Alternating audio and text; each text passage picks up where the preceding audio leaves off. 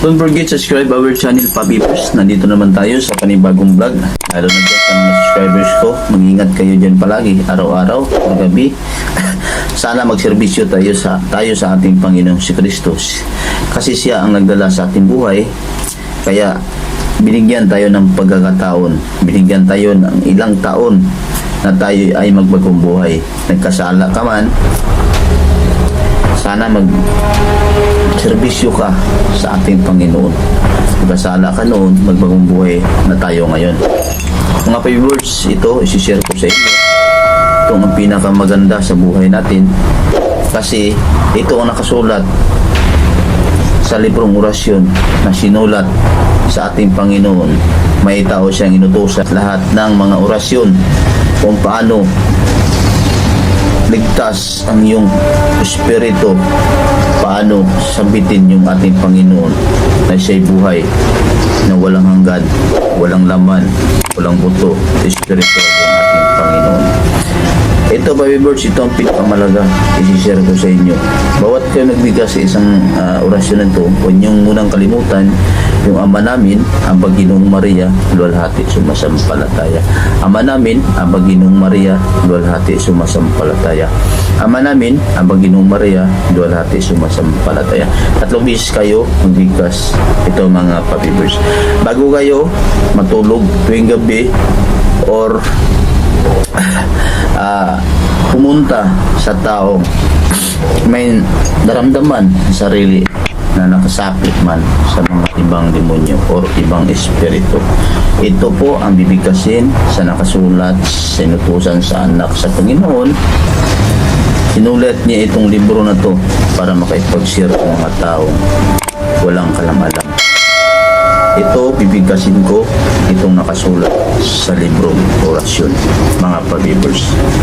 Sambitin ito ng 3 beses bago matulog sa gabi. Sambitin to ninyo mga pabibers bago matulog sa gabi. 3 beses. Ang nakalagay dito, 3 beses. Matam, makam, mitam.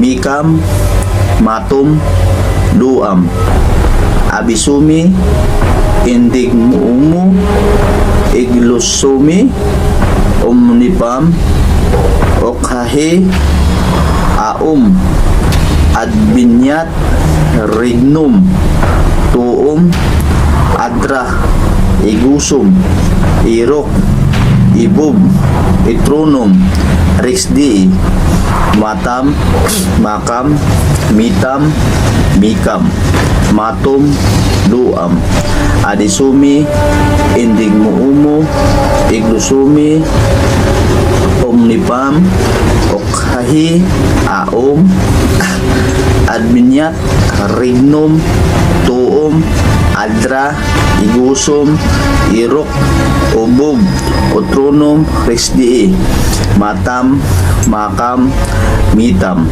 mikam, matum, luam, abisumi, indig, muumu, iglasumi, omnipam, ok, uhe, aum, adbinyat, rignum, tuam, andra, igusum, irok, ubub, utronum, rixdi. Yan, pabibers, bago kayo matulog, bigkasin nyo yan. 3 beses. Yan ang nakasulat sa utos, sa tao. Si Lucifer ang nakasulat. Itong nakautos sa sugo ng ating Panginoong Diyos. Dito basta-basta itong librong orasyon. Hindi ko to gawa-gawa para isi-share sa inyo. Ito, sinishare ko para din sa kabutihan po ninyo mga pabibers. Basta ang importante, makatulong tayo sa mga taong wala-wala. Walang-wala talaga.